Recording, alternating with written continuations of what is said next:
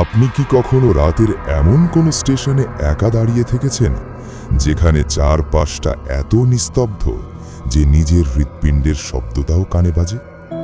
ঘড়ির কাঁটা যখন রাত ৩টে ছোঁয়ায়, তখন পার্বতীপুর জংশনের একটা নির্দিষ্ট লাইনে এমন একটা ট্রেন এসে দাঁড়ায় যার কোনো সময়সূচি নেই, টিকিট কাউন্টারে যার কোনো হিসাব নেই, কন্ট্রোল রুমে যার কোনো সিগন্যাল পৌঁছায় না। আজকে এমনই একটা গল্প শোনাবো যার নাম ভুতুরে ট্রেন। সবাই বলে ওই ট্রেনটা নাকি শুধু তাদের জন্যই আসে যাদের এই পৃথিবীতে আর কোনো গন্তব্য বাকি নেই। আপনি যদি কৌতূহলবশত একবার ওই ট্রেনের হাতল ছুঁয়ে ফেলেন বা ভুল করে সেই কামরায় পা রাখেন, বিশ্বাস করুন আপনার ফেরার আর কোনো রাস্তা থাকবে না। চিরকালের জন্য আপনি হারিয়ে যাবেন অসীম শূন্যতায়। আজ আপনাদের শোনাবো পার্বতীপুর রেলওয়ে জাংশনের এমন এক অভিশপ্ত রাতের কথা, যা শোনার পর রাতের বেলা কোনো স্টেশনে একা দাঁড়াতে আপনার আত্মা কেঁপে উঠবে।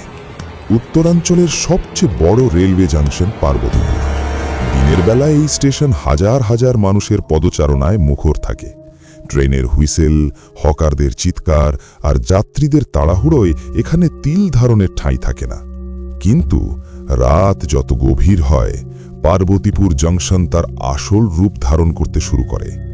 বিশেষ করে শীতের রাতগুলো।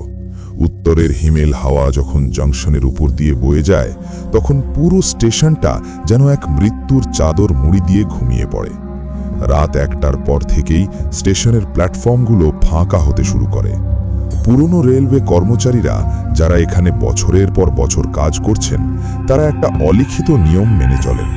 রাত ২টোর পর তারা কেউ ৫ নম্বর প্ল্যাটফর্মের একেবারে শেষ মাথায়, যেখানে ব্রিটিশ আমলের পরিত্যক্ত লাইনগুলো অন্ধকারে মিশে গেছে, সেদিকে পা বাড়ান না। কেন? কারণ তারা জানেন ওই অন্ধকারের ভেতর এমন কিছু একটা লুকিয়ে আছে যা জীবিত মানুষের জন্য নয়। স্টেশনের পুরনো চা দোকানি রহমত চাচা বলতেন, বাবা, ওই লাইন দিয়ে যে ট্রেনটা যায় তার চাকার শব্দ লোহায় লোহায় ঘর্ষণের মতো নয়, মনে হয় যেন হাজার হাজার মানুষ একসঙ্গে ডুকরে কাঁদছে।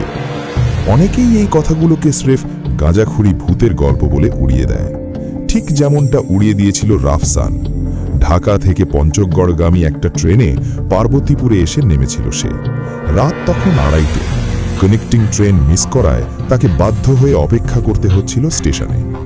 রাফসানের চোখে কোনো ঘুম ছিল না। কনকনে শীতের রাতে ওয়েটিং রুমের গুমোট পরিবেশ তার ভালো লাগছিল না। সে কাঁধে ব্যাগটা ঝুলিয়ে হাঁটতে শুরু করলো প্ল্যাটফর্ম ধরে। স্টেশনটা তখন যেন এক মৃত্যুপুরী। কয়েকটা নেড়ি কুকুর কুণ্ডলি পাকিয়ে শুয়ে আছে। সোডিয়াম বাতিগুলো ভোল্টেজ ওঠানামার কারণে মাঝে মাঝে নিভে যাচ্ছে আর জ্বলছে। হাঁটতে হাঁটতে রাফসান খেয়ালই করেনি কখন সে মূল স্টেশন ছাড়িয়ে ৫ নম্বর প্ল্যাটফর্মের সেই পরিত্যক্ত অন্ধকার অংশের দিকে চলে এসেছে। হঠাৎ করেই রাফসান একটা অদ্ভুত জিনিস খেয়াল করল। এতক্ষণ যে কনকনে বাতাস বইছিল তা যেন হঠাৎ করে একদম থেমে গেছে। চারপাশের পরিবেশ অস্বাভাবিক রকমের শান্ত। ঝিঝি পোকা বা কুকুরের ডাক সব যেন জাদুর মতো মিলিয়ে গেছে। আর ঠিক তখনই একটা অদ্ভুত গন্ধ রাফসানের নাকে এলো। পোড়া কয়লা আর তার সাথে মেশানো পচা মাংসের মতো একটা উৎকট গন্ধ। রাফসান নাক কুঁচকে পেছনে ঘুরতে যাবে, এমন সময় তার পায়ের নিচের মাটি হালকা কেঁপে উঠল।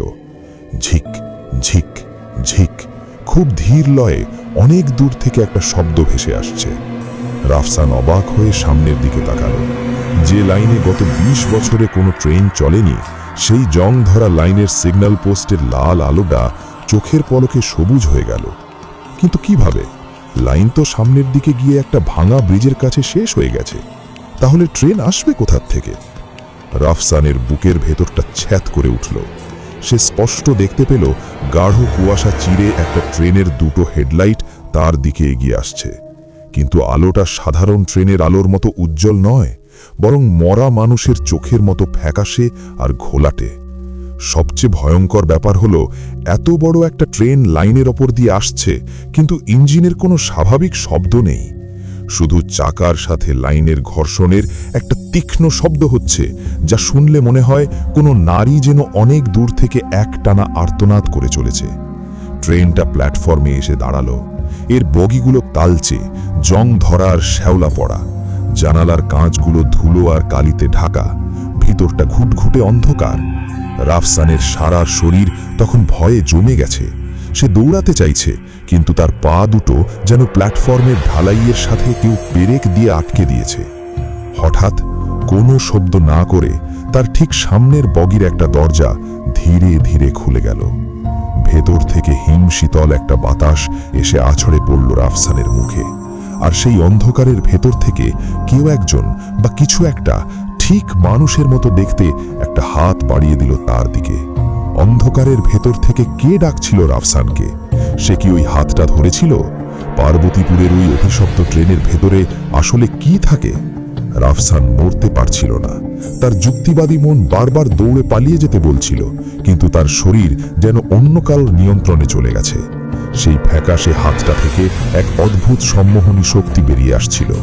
জানালার ওপাশে যে ঘুটঘুটে অন্ধকার, সেখান থেকে শত শত অস্ফুট ফিসফিসানি ভেসে আসছে।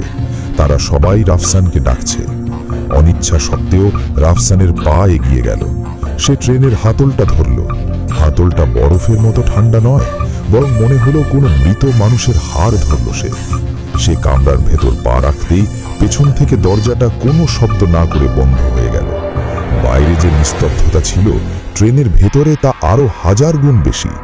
এখানে বাতাসের কোনো প্রবাহ নেই, শুধু এক দম বন্ধ করা পচা গন্ধ। ট্রেন আর চলতে শুরু করেছে, কিন্তু আশ্চর্যের বিষয় হলো স্টেশনের কোনো আলো জানালার কাঁচ দিয়ে ভিতরে আসছে না। বাইরে শুধু ঘন কালো অন্ধকার, যেন ট্রেনটা কোনো টানেলের ভিতর দিয়ে যাচ্ছে, যার কোনো শেষ নেই। রাফসান ধীর পায়ে পরের বগির দিকে এগোলো। সেখানে সিটগুলোতে সারি সারি যাত্রী বসে আছে, কিন্তু তারা কেউ নড়ছে না। তাদের পরনে কয়েক দশক আগের পুরনো মলিন পোশাক, কারো কারো মাথা নিচু করা, কেউ জানালার দিকে তাকিয়ে আছে। রাফসান সাহস করে একজনের কাঁধে হাত দিল। লোকটা ধীরে ধীরে মুখ ফেরালো, আর রাফসান ভয়ে আর্তনাদ করে পিছিয়ে এলো। লোকটার মুখে কোনো চামড়া নেই, চোখ দুটো কোটর থেকে বেরিয়ে আসা, এবং সেখান থেকে রক্ত নয়, কালো কোনো তরল গড়িয়ে পড়ছে। শুধু ওই একজন নয়, পুরো বগির সব যাত্রী এক একটা জীবন্ত লাশ। তারা সবাই রাফসানের দিকে তাকিয়ে একসাথে দাঁতহীন মুখে এক বীভৎস হাসি হাসল। রাফসান বুঝতে পারল এটা কোনো সাধারণ ট্রেন নয়, এটা হলো একটা কালেক্টর, যারা অকালে প্রাণ হারিয়েছে, যাদের অতৃপ্ত আত্মাই রেল লাইনের ধারে ঘুরে বেড়ায়। এই ট্রেন তাদের সংগ্রহ করে নিয়ে যায়। সে জানালার কাঁচ ঘষে বাইরে তাকালো। অন্ধকার কুয়াশার ভিতর সে দেখতে পেল হাজার হাজার ছায়ামূর্তি লাইনের দুই পাশে দাঁড়িয়ে আছে। তারা সবাই হাত বাড়িয়ে ট্রেনটাকে থামানোর চেষ্টা করছে, আবার কেউ কেউ ট্রেনে ওঠার জন্য আকুতি জানাচ্ছে। রাফসান হঠাৎ ট্রেনের দেওয়ালে একটা পুরনো ছবি দেখতে পেল। ছবিটা তার খুব চেনা। এটা তো তার সেই বন্ধুর, যে 3 বছর আগে এই পার্বতীপুরেই রেল দুর্ঘটনায় নিখোঁজ হয়ে গিয়েছিল, যার লাশ পুলিশ কোনোদিন খুঁজে পায়নি। ছবির নিচে রক্ত দিয়ে লেখা, পরবর্তী গন্তব্য অনন্ত শূন্যতা। রাফসান বুঝল, সে যদি এই ট্রেন থেকে নামতে না পারে, তাহলে পরদিন সকালে স্টেশনের প্ল্যাটফর্মে শুধু তার ব্যাগটাই পড়ে থাকবে। সে হবে পার্বতীপুর জংশনের নিখোঁজ ডায়েরির আরও একটা নতুন নাম। সে ট্রেনের প্রতিটি বগি পার হতে লাগলো। প্রতিটি বগিতে দৃশ্যপট আরও ভয়ঙ্কর। কোথাও দেওয়াল বেয়ে রক্ত পড়ছে, কোথাও ছাদ থেকে মানুষের চুল ঝুলছে। অবশেষে সে ইঞ্জিনের কাছে পৌঁছল, কিন্তু ড্রাইভারের কেবিনে কেউ নেই। কয়লা ছাড়াই ইঞ্জিনটা নিজে থেকেই জ্বলছে, আর সেই আগুনের রং টকটকে লাল।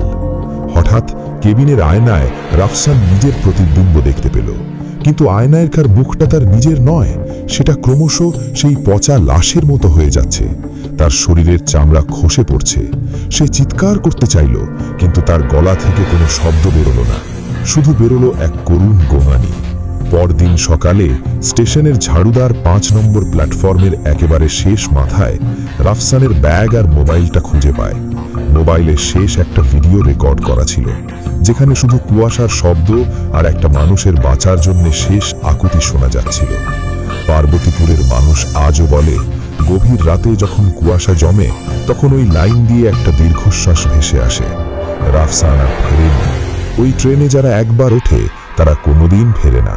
তারা মিশে যায় ট্রেনের ওই জং ধরা দেওয়ালের সাথে। তারা হয়ে যায় এক একটা অভিশপ্ত আত্মার দীর্ঘশ্বাস। আপনারা হয়তো ভাবছেন এটা শুধু একটা গল্প, কিন্তু বিশ্বাস করুন, রাত ৩টের পর পার্বতীপুরের ওই নিস্তব্ধতায় কান পাতলে আজও একটা মানুষের কান্নার শব্দ শোনা যায়। আজও সেই চাকার গোঙানি শোনা যায়। দয়া করে কখনো অবেলায় ওই লাইনের দিকে তাকাবেন না। যদি কোনোদিন দেখেন কুয়াশার ভিতর থেকে কোনো হাত আপনাকে ডাকছে, তবে এক মুহূর্ত দেরি না করে দৌড় দেবেন।